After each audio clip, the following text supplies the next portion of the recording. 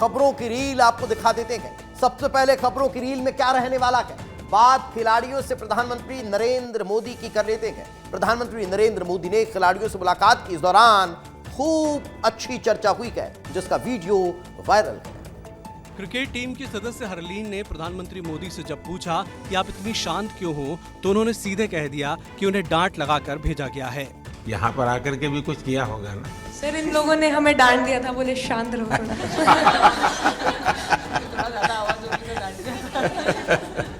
इसके बाद प्रधानमंत्री नरेंद्र मोदी ने कैप्टन हरमनप्रीत से सवाल किया कि आखिर उन्होंने आखिरी बॉल को अपनी जेब में क्यों रख लिया। जवाब सुनकर पीएम भी अपनी हंसी नहीं रोक पाए। अच्छा हरमन, आपने ये जो जीतने के बाद बॉल जेब में रखा, क्या कारण था? पर वो बॉल मेरे पास आई और बस इतने सालों की मेहनत, इतने सालों की वेट, ये था कि अब ये मेरे पास आई है तो ये मेरे पास ही रहेगी, अभी भी मेरे बैग में ही है। आगे बढ़ते हैं, बात बिहार विधानसभा चुनाव की कर लेते हैं। पहले चरण के मतदान संपन्न हो चुका है। कई जगहों पर दिल छू लेने वाली तस्वीरें भी सामने आई है, जो हर किसी के लिए बहुत खास है। तारापुर लोकसभा के लखनपुर में एक बुजुर्ग महिला वोट डालने पहुंची तो रास्ते में चलने में तकलीफ हो रही थी। वीडियो में साफ देखा जा रहा है कि कैसे बुजुर्ग लाठी के सहारे चल रही थी। पैरों में ताकत कम थी, लेकिन जज्बा किसी से कम नहीं। वो आई और वोट किया। इधर सिवानी जिले में भी एक बुजुर्ग व्हील चेयर पर बैठकर मतदान करने पहुंचे। दूसरे के सहारे थे, लेकिन उनके शरीर की कमजोरी से वो रुके नहीं, थमे नहीं, वोट देने अवश्य आए और अपने मताधिकार का इस्तेमाल किया। इधर वैशाली नगर में भी अजब गजब मामला देखने को मिला है। यहाँ वैशाली में आरजेडी के नेता केदार प्रसाद यादव अनोखे अंदाज में नजर आए हैं। वे भैंस पर सवार होकर वोट डालने के लिए निकले और रास्ते में लोगों का अभिवादन करते दिखाई दिए। चलिए बात अगली रील की कर लेते हैं। अगली रील में क्या है, सिंधिया को शादी की फिक्र सता रखी है। अरे भाई साहब, इनके जो शहजादे हैं उनकी शादी की चिंता सिंधिया को अभी से हो चुकी है। रील अब ये वायरल हो रही है। सिंधिया राज परिवार की महाराज को अपने युवराज की शादी की फिक्र सताने लगी है। आखिर ऐसा क्यों कह रहा हूं, इस रील में देख लीजिए। वाकया बड़ा ही दिलचस्प है। जनपद सदस्य अपनी बेटी की शादी का कार्ड देने के लिए ज्योतिरादित्य सिंधिया के पास पहुंचे थे और दोनों की बातचीत युवराज यानी महा आर्यमन की शादी पर पहुंच गई। तब सिंधिया ने मजाकिया लहजे में कहा कि युवराज 30 साल के हो गए हैं, जल्द ही उनकी शादी करानी होगी। तीसरी बेटी की शादी है। कितनी बेटी हैं तुम्हारी? 2 की शादी हो गई। तुम्हारा क्या उम्र है? हमारी 3 बेटियां शादीशुदा की हो गई। अब तुम तो मुझे शर्मिंदा कर रहे हो अनु, क्योंकि युवराज साहब 30 साल के हो गए तो मुझे जल्दी शादी कराना पड़ेगा उनका। हाँ चलो बहुत अच्छी। कब है? आजकल जहां न्यूक्लियर फैमिली का चलन बढ़ता जा रहा है, वहीं दूसरी तरफ कुछ ज्वाइंट फैमिली समाज में अलग संदेश दे रही है। एक ऐसा ही परिवार सरगुजा से सामने आया है। इस परिवार ने सामाजिक समरसता का बड़ा उदाहरण पेश किया है, आप खुद देखिए। अंबिकापुर से बेहद खास तस्वीर सामने आई है। वैवाहिक वर्षगांठ तो हर कोई मनाता है, लेकिन ये सालगिरह कुछ खास इसीलिए है क्योंकि इसमें करीब 82 साल के दूल्हे और 77 साल की दुल्हन ने हाथों में लाठी लेकर एक दूसरे को वरमाला पहनाई। अंबिकापुर शहर में सोमवार को एक भावनात्मक आयोजन देखने को मिला। बुजुर्ग दंपति बलदेव प्रसाद सोनी और उनकी धर्मपत्नी देवी ने अपने 65वें वैवाहिक वर्षगांठ के अवसर पर दोबारा शादी करके धूमधाम से मनाया। कार्यक्रम की शुरुआत हल्दी रस्म से हुई। दूसरे दिन बारात निकाली गई। इस दौरान दूल्हे की बारात का सारथी परपोता बना, जिसमें ढोल नगाड़ों की धुन पर रिश्तेदार और स्थानीय लोग नाचते हुए दूल्हे की बारात लेकर निकले। इस दौरान दूल्हे ने पारंपरिक पोशाक पहनी। ये विवाह उनके नाती पोतों ने आयोजित किया। चलिए अगली रील आपको बिहार से बता देते हैं, जहां पर पहले फेज का मतदान संपन्न हो चुका है। इसी को लेकर प्रत्याशियों ने आज पूजा अर्चना करने के बाद पोलिंग बूथ पर पहुंचकर अपने मताधिकार का इस्तेमाल किया। बिहार विधानसभा चुनाव 2025 के पहले चरण का मतदान संपन्न हुआ। दरभंगा के अलीनगर में गायिका और बीजेपी उम्मीदवार मैथिली ठाकुर ने काशी विश्वनाथ मंदिर में पूजा अर्चना की।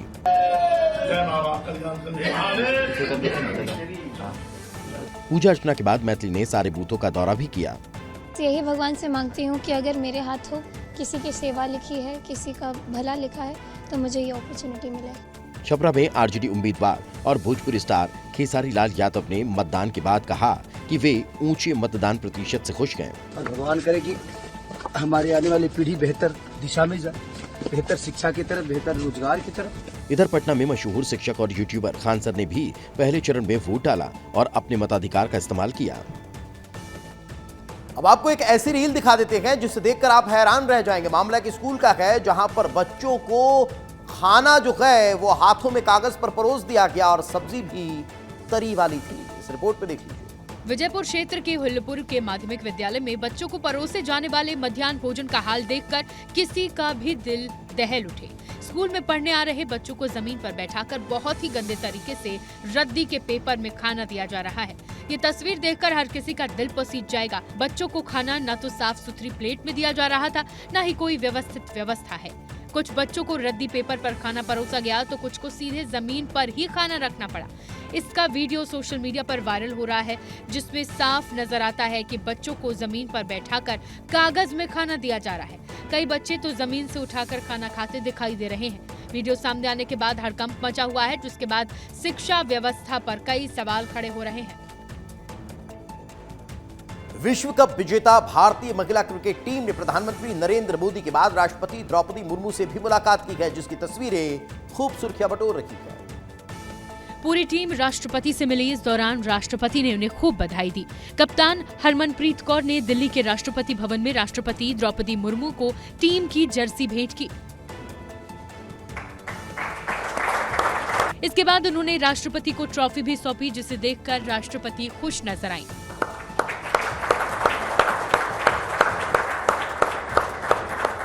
ये कार्यक्रम राष्ट्रपति भवन में आयोजित किया गया था, जहां टीम ने अपनी जीत का सम्मान किया। हरमनप्रीत कौर ने जर्सी पेश करते हुए राष्ट्रपति मुर्मू को भारतीय महिला क्रिकेट टीम की सफलता का प्रतीक बताया। राष्ट्रपति द्रौपदी मुर्मू ने टीम को बधाई दी और कहा कि ये जीत देश के लिए गर्व का क्षण है। टीम ने हाल ही में आईसीसी महिला क्रिकेट विश्व कप 2025 जीता था, जो उनके लिए एक ऐतिहासिक उपलब्धि है। आगे बढ़ते हैं। मैक्सिको के राष्ट्रपति शीनबाम के साथ एक चौंकाने वाली घटना सामने आई है, जहां एक नशे में धुत व्यक्ति ने उनसे आपत्तिजनक हरकत करने की कोशिश की है। ये घटना तब घटी जब राष्ट्रपति मैक्सिको सिटी के केंद्र में आम लोगों से बातचीत कर रही थी। वीडियो में देखा गया कि पीछे से आए उस व्यक्ति ने राष्ट्रपति को छूने और चूमने की कोशिश की, लेकिन राष्ट्रपति ने तुरंत उसके हाथों को हटाया और मुस्कुराते हुए कहा, चिंता मत करो। इस घटना के बाद सुरक्षा कर्मियों ने उस व्यक्ति को गिरफ्तार कर लिया। राष्ट्रपति शीनबाम ने कहा कि ये सिर्फ उनके साथ नहीं बल्कि देश की सभी महिलाओं के साथ हो सकता है, इसीलिए उन्होंने उस व्यक्ति के खिलाफ शिकायत दर्ज कराई।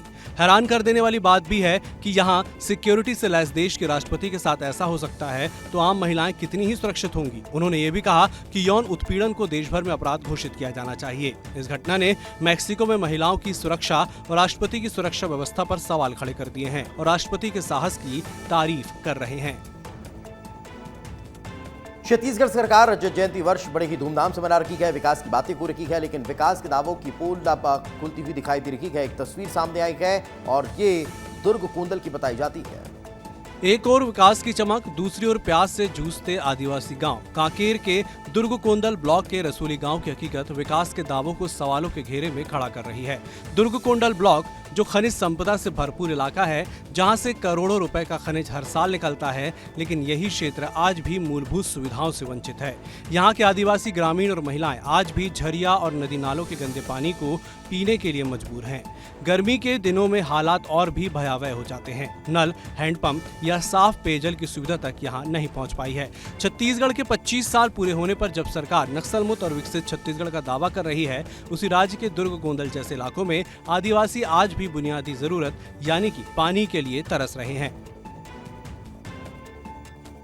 आगे बढ़ते हैं। अगली रील आपको छिंदवाड़ा से बता देते हैं, जहां एक शिक्षक के रिटायर होने पर उन्हें ऐसी विदाई दी गई कि वो हमेशा हमेशा के लिए यादगार बन गए। क्या हुआ आपको? धोबीवाड़ा गांव के प्राथमिक स्कूल में शिक्षक मेघराज पराड़कर की सेवानिवृत्ति पर भव्य विदाई समारोह हुआ। जनपद सदस्य हरीश उइके के नेतृत्व में आयोजित इस कार्यक्रम में शिक्षक को दूल्हे की तरह सजाया गया। उनकी गाड़ी को फूलों से सजाया गया और बैंड बाजे के साथ बारात निकाली गई।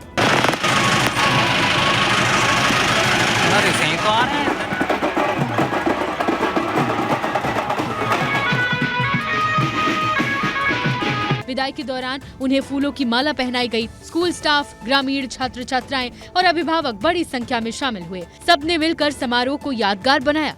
शिक्षक के प्रति लोगों का प्यार देखते ही बनता था। भावुक क्षणों में आंसू भी छलके बच्चों ने गुरुजी को विदा करते हुए दुआएं दी। प्रधानमंत्री नरेंद्र मोदी से मिली इंडिया टीम की शेरनियों का एक चर्चा का वीडियो जमकर वायरल हो रहा है। आखिर उसमें ऐसी क्या बात हुई है, आप खुद सुन लीजिए। प्रधानमंत्री नरेंद्र मोदी ने सभी को शुभकामनाएं दी और सबसे पहले सभी को अपने हाथों से मिठाई ऑफर की। चलिए, बहुत बहुत शुभकामनाएं। इसके बाद उन्होंने खिलाड़ियों से बातचीत की तो हरलीन ने उनसे उनका स्किन केयर रूटीन पूछ लिया। सर, मेरे को आपकी स्किन केयर रूटीन पूछना है। आप बहुत ग्लो करते हो सर।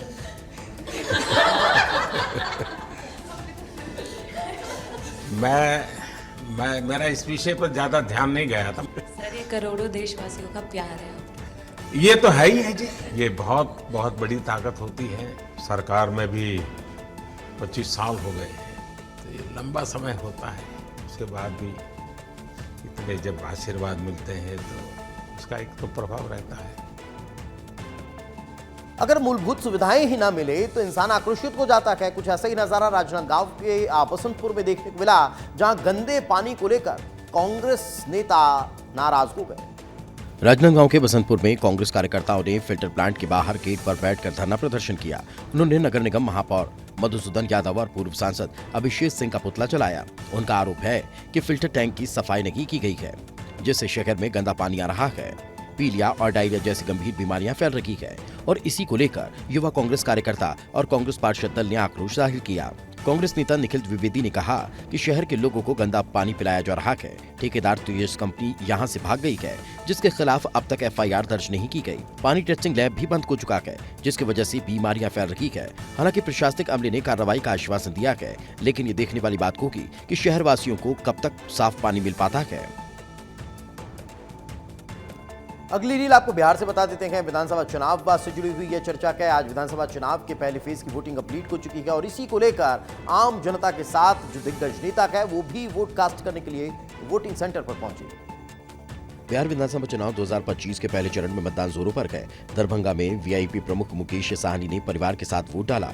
मुख्यमंत्री नीतीश कुमार ने भी पहले चरण के लिए मतदान किया और लोगों से वोट करने की अपील की। उधर पटना के वेटनरी कॉलेज में तेज प्रताप यादव भी वोट डालने पहुंचे। पटना में राजद नेता राबड़ी देवी ने भी वोट डालने की अपील की। इसी दौरान उनकी ममता छलक उठी। उन्होंने अपने दोनों बेटों को शुभकामनाएं दी।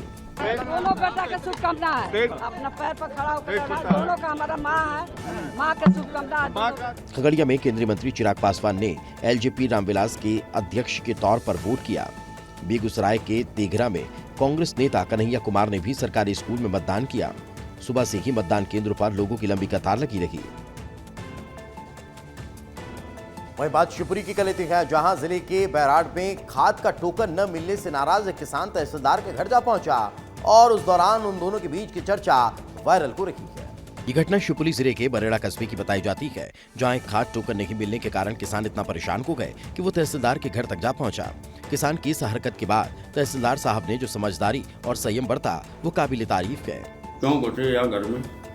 सर मैं आपके दिल्ली आओ बेडरूम तक हमारे क्यों घुसे आप बताइए ना। पूछ भी आओगे खाद मिले खाद तहसील में बताएंगे, बेडरूम में हम बताएंगे।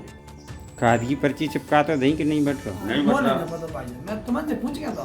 कुछ देर बाद किसान ओमपाल को अपनी गलती का एहसास हुआ। उन्होंने तहसीलदार से लिखित और मौखिक रूप से क्षमा मांगी।